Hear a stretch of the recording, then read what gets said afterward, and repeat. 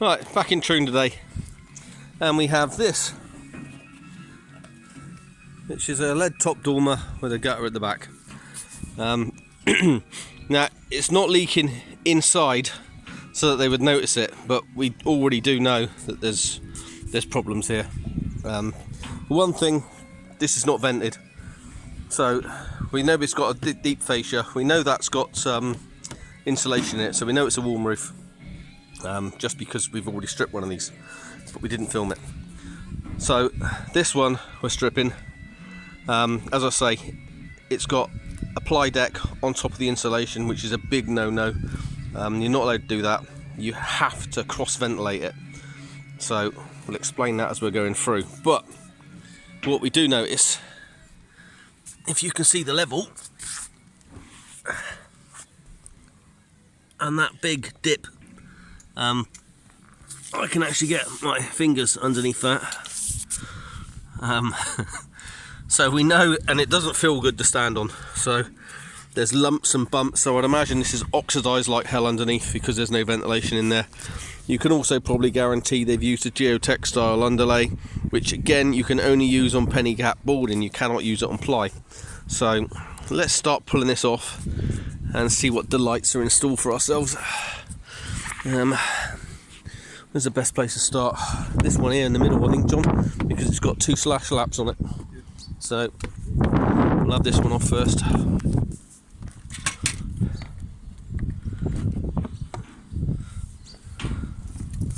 I know a lot of people don't like us using claw hammers, but we're not trying to save this lead. The roof's already had it. And like, this is a good one.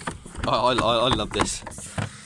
Obviously when they did the roof, someone's noticed that they've trodden on a nail, and they thought to themselves, I know, I'll just mark that so I know where it is, so I can't repair it, and don't bother to repair it and just leave it. It's really good. So we've got felt underneath here as well.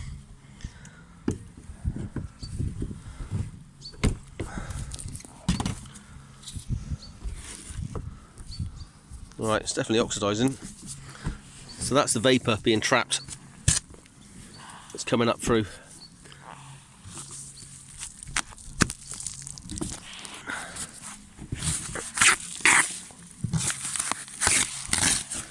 Here's our plywood, which is nice and black.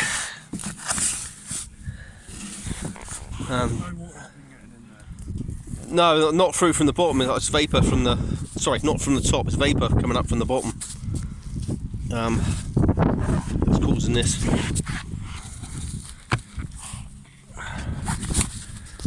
And it just rots out the ply. And oh, look at this.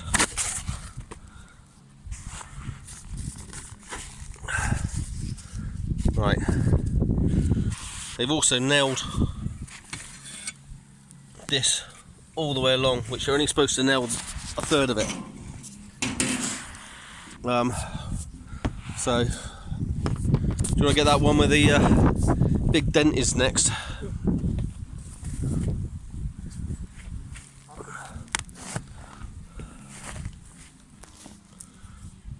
So as I say, there is no signs of any leaking inside the building. The ceilings look great. The roof, however, doesn't.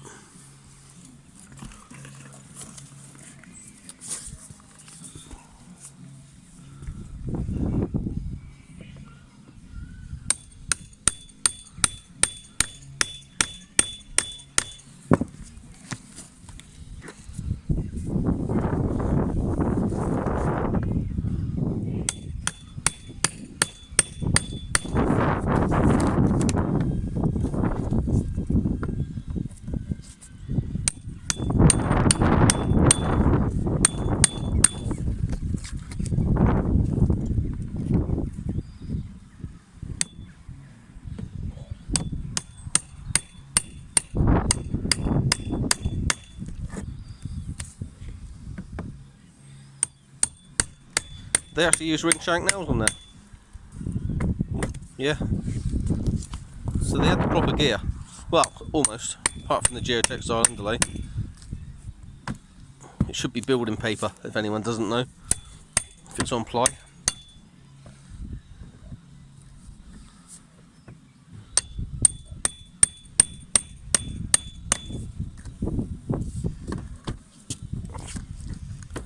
That's welted together at the front. So we can see the state of that wood roll and the amount of oxidisation underneath.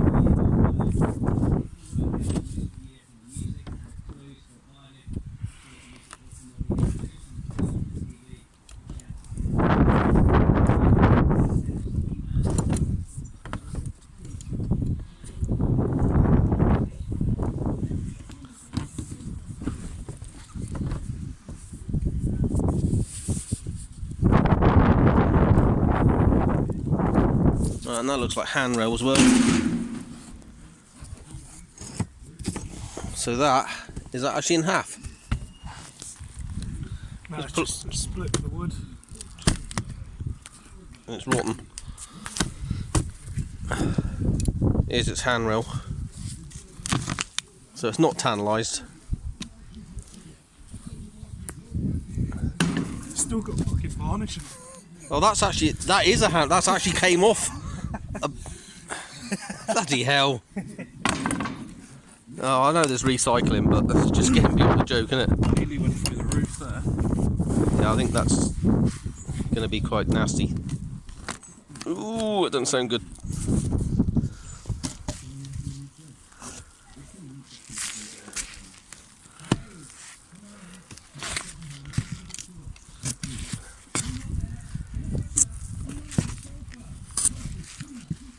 Right, this roof is 11 years old. The whole house is 11 years old. Okay, it's not an old building.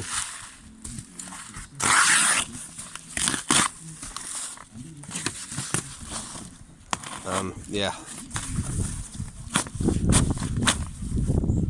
That's just totally delaminated, isn't it?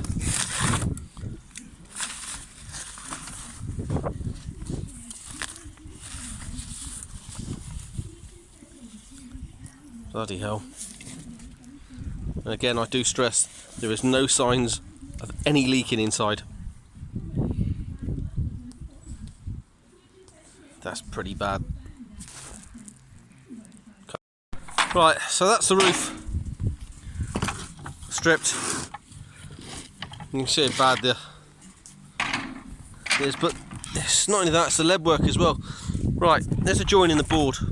So we know a board's 2.4 metres long. We've already measured this, so I just don't have a tape measure with me. This, the width of this roof is 2.8 metres. Right, code 5 lead, the back gutter, one piece. Now, for anybody that doesn't know, the longest length you can put a piece of code 5 lead is 2 metres. 2 metres. That's it. You can make it shorter and wider, but you can't go over that. 2 metres long. But nah. It's just a bloody mess. Right, we got the ply off. It just came off in bits. You can see in here it's just totally delaminated. You've seen that in the last bit. Now you can see the way it's been insulated, sort of. But if I take this out of here, down through there, you can see daylight. Yeah, right. That's that rendering. So that's on a board. It's off the wall, and there'll be a fly mesh underneath that, which is where you can see the light through. So the air's coming up through here, up through this gap. This has been sat in on nails, holding it up off the floor. So what's happening is the air's coming up through here, going underneath the, I'll take this one up, I'll show you. See them nails? So it's coming up through that gap and going straight underneath the insulation. So the insulation's doing absolutely jack shit. what should happen is this should be blocked off here to stop the air going in underneath the insulation. Because there's no point in insulating it if you're just going to let the air go in underneath. It's just pointless. So this one is a lot worse than the last one we've seen. So we're going to have to get that insulated properly, then put a sub deck back on, then put the insulation on top of that, and then try and get it watertight. Not fun, but that's what happens when you just don't do it properly. And the reason it's all rotted in the middle is because the air can't travel from these outside edges to the inside bit, which is why that's totally shot. Yeah.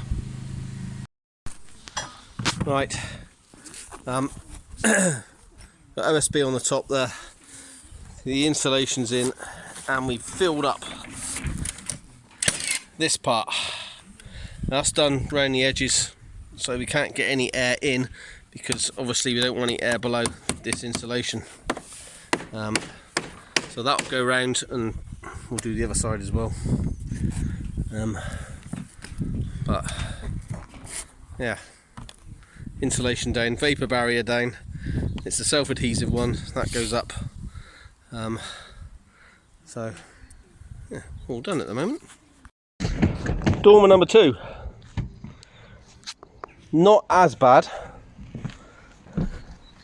but still totally shot.